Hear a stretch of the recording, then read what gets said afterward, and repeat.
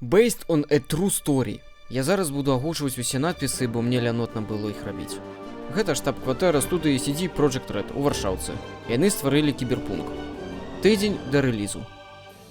Так, пан, так. Стабільна 60 FPS. Усё выдатна. Добра.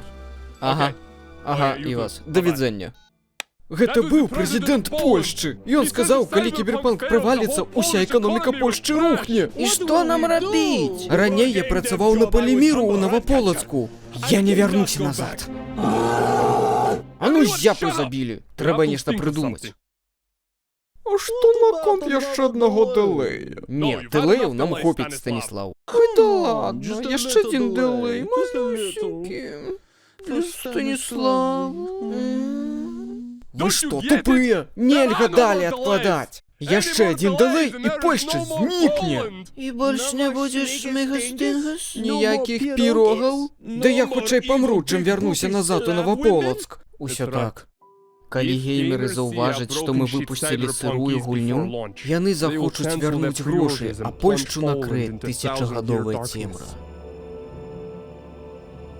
А што калі мы скажам аглядальнікам гульняў, каб яны паказвалі той геймплей, які мы ім дадзім? Тады геймеры падумаюць, што гульня цудоўная, і будуць замаўляць далей.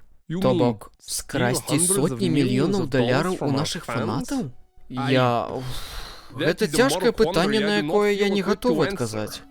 А што ты думаеш, Дажбог? Бог сонца і ўсей Польшчы?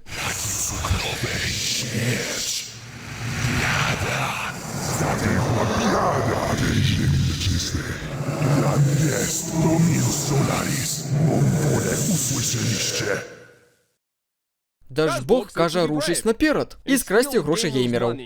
Дзякуй, Дажбог. Значыцца, зробім так. Проста... Пачынаецца. І што, ўжо табе не ў нос?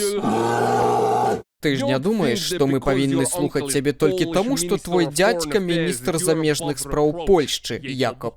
Я б табе параіў быць асцярожней са словамі.